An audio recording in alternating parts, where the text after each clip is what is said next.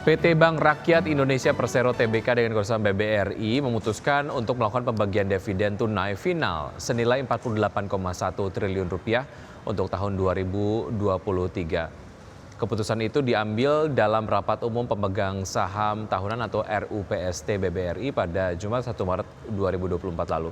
Pada awal tahun ini BBRI telah menebar dividen interim 12,73 triliun rupiah dengan dividen Rp84 per lembar saham. Dividen per saham atau DPS tahun buku 2023 total mencapai Rp319 per lembar saham dan sehingga dividen tunai yang akan dibayarkan sebesar Rp235 per saham atau total senilai Rp35,4 triliun. Sedangkan diketahui BBRI membukukan laba bersih senilai Rp60,4 triliun di tahun 2023 dan sepanjang tahun lalu Bank Plat Merah ini mencatat laba bersih konsolidasi sebesar Rp60,43 triliun, naik 17,55% secara year on year. Apabila maksimal BBRI menetapkan rasio dividen 80%, maka nilai dividen keseluruhan yang bisa ditebar BRI kepada pemegang saham mencapai Rp48,34 triliun. Bila melihat tahun lalu, BRI membagikan dividen tunai senilai Rp43,5 triliun atau mencapai 85% dari total laba bersih 2022. Sementara dalam 5 tahun kebelakang, tren tebaran dividen BRI rasionya terus meningkat dan secara beruntun untuk tahun buku 2018, 2019, 2020, dan 2021, rasio dividen BBRI mencapai masing-masing 49%, 60%, 65,5%, dan 85%.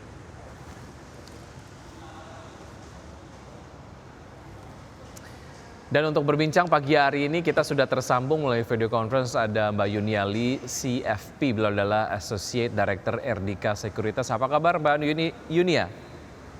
Iya, halo, selamat pagi semuanya. Pagi, terima kasih sudah bergabung bersama kami di Market Buzz. Mbak Yunia, bicara mengenai rencana kemudian BBRI membagikan dividen untuk tahun buku 2023 senilai Rp48,1 triliun.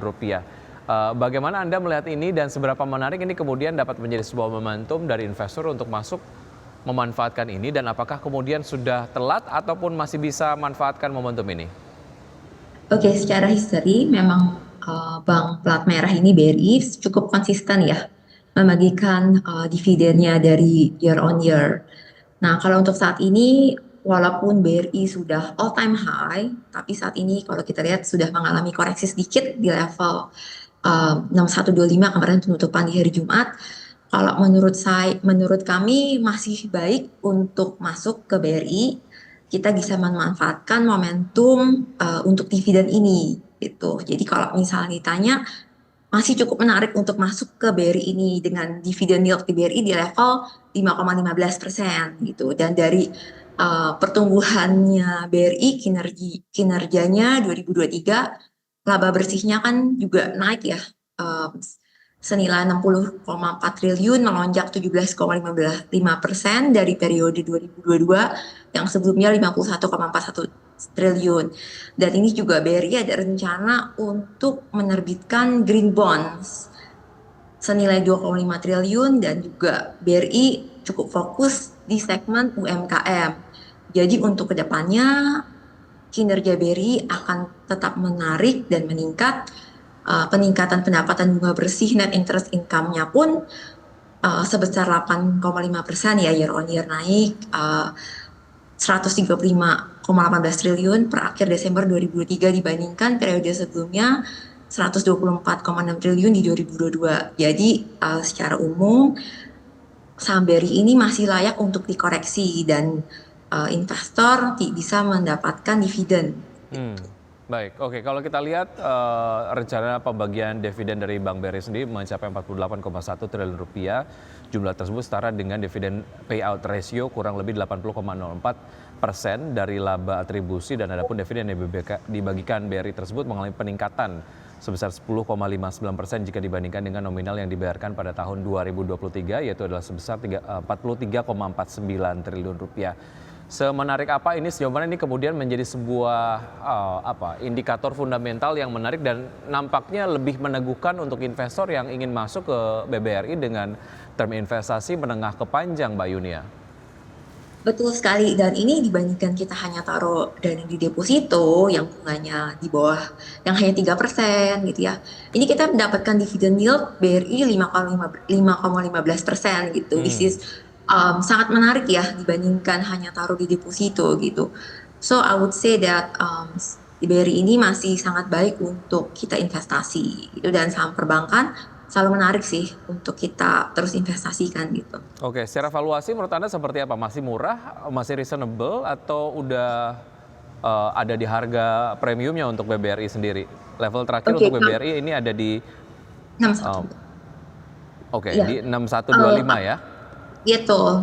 BBRI penutupan di hari Jumat itu di 6125. Kita punya target price untuk BRI mungkin end of 2024 itu di 6.600, 6.700 gitu. So level kesananya masih cukup besar, dan untuk perbankan pun kita punya net interest marginnya sangat besar ya untuk di Indonesia gitu. Dan BRI ini kan fokus ke UMKM gitu.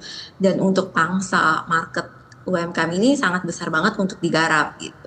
Mhm. Oke, Anda tadi menyampaikan untuk target price dari BBRI sendiri 6.600 sampai dengan 6.700 sampai dengan akhir tahun ya? Ya, betul. Oke, berarti secara gap sendiri ini kemudian masih jauh dari harga terakhir di level 6.125. Jadi potensial upside-nya masih sangat-sangat menarik untuk kita kemudian manfaatkan begitu ya. Oke. Ya, masih 7%. Baik, kalau kita bandingkanlah dengan saham-saham BUMN lainnya, sebetulnya kalau Anda boleh peringkatkan lah ya, peringkat 1, 2, dan juga 3 gitu ya. Ada 3 yang paling Anda rekomendasikan, yang mana saja? Apakah BRI masuk ke 3 besar atau di luar 3 besar? Oke, yang pertama BRI. Oke, masuk peringkat nomor 1 ya? Ya, Rekomendasi yang karena pertama, oke. dividen yieldnya yang paling menarik, dan juga dia punya segmentasi ke UMKM ya. Indonesia kan memang marketnya paling besar itu di UMKM. And the second one, I would say memang BMRI, dan the third one itu BNI. Oke, yang pertama adalah BRI, kemudian yang kedua adalah BMRI. Betul, Oke, Bank Mandiri ya. Kemudian yang ketiga? BNI. BNI, Kalau oke. untuk saham plat merah ya, kita fokus ya. Oke, kalau kita lihat dari saham-saham berbasis plat merah lah ya, ataupun mungkin bank-bank BUMN, sebetulnya sejauh mana ini kemudian selalu mendapatkan rekomendasi yang positif lah. Apakah itu kemudian berdasar pada kinerja mereka, aksi korporasi mereka, dan sebagainya. Dibandingkan dengan perbankan swasta, menurut Anda seperti apa? Apalagi kemudian kalau kita lihat di tahun 2024 ini, pasca pemilu kemudian sudah selesai begitu ya untuk Pilpres, at least untuk kebijakan pemerintah ke depan sudah kemudian bisa di-mapping lah oleh investor. Nah, proyeksinya sendiri menurut Anda seperti apa? Halo Mbak Yuni ya. Baik. Ya, suaranya belum muncul. Oke ya, maaf ya. Oke, baik. Gimana? Ya. Saya perlu ulangi pertanyaannya atau seperti apa, Mbak Yuni ya? Iya, tolong diulangi. Oke, baik. Perbankan BUMN dan juga perbankan swasta, mana yang kemudian menarik, apalagi kemudian melihat sentimen Pilpres yang sudah berlalu, walaupun memang belum ada keputusan resmi dari KPU, tapi setidaknya masyarakat dapat memproyeksikan lah ya kebijakan ke depan akan seperti apa begitu. Nah, untuk saham-saham perbankan sejauh yang BUMN terutama, sejauh mana ini nampaknya cukup diuntungkan lah dibandingkan dengan perbankan swasta, atau sama saja rekomendasinya? Oke, dengan adanya sekarang ya dengan keputusan count to count ya, maksudnya sudah jelas kemungkinan besar paslon 2 akan menang gitu ya, dan akan melanjutkan kebijakan-kebijakannya Presiden Jokowi seperti IKN dan juga hilirisasi gitu ya. Nah, ini untuk IKN ini diuntungkan juga untuk bank plat merah gitu, karena untuk pertumbuhan IKN yang mendapatkan kredit dari perusahaan-perusahaan plat merah gitu. Jadi perbankan di BUMN ini diuntungkan gitu ya. Baik, oke. Terus juga dari inflasi juga seperti itu. Tapi ya bukannya berarti bank swasta itu tidak menarik seperti BCA. BCA is always menarik juga. Tapi dalam hal ini secara pemerintah mungkin akan lebih fokus untuk mengambil kredit dari bank plat merah sendiri gitu ya. Baik, untuk semakin menarik. IKN. Kita akan bahas dan juga lanjutkan usai jeda berikut ini, Mbak Yunia dan Pusat. Tetap bersama kami, usai jeda kami akan segera kembali. Terima kasih Anda masih bergabung sama kami dan saya masih berbincang bersama Mbak Yunia Lee. Beliau adalah Associate Director RDK Sekuritas. Mbak Yunia, kita lanjutkan perbincangan. Ini kalau kita lihat dari apa yang kemudian terjadi di Bursa Amerika mengenai market saham di Amerika Serikat yang menguat pada perdagangan di akhir pekan lalu. Indeks S&P dan juga Nasdaq ini ditutup di rekor tertinggi, ditopang saham-saham teknologi yang kemudian menguat karena antusiasme yang terus berlanjut terhadap saham-saham berbasis AI begitu ya. Nah, Anda melihat implikasinya akan seperti apa terhadap IHSG di pergerakan di pekan ini, Mbak Yunia? Oke, pertama kita coba diskusi dulu mengenai data Amerika. Ada dua yang mungkin utama, PCE, Personal Consumption Expenditure, price index yang sesuai dari perkiraan menguat 0,3% year on year, serta 2,4% year on year untuk bulan Januari.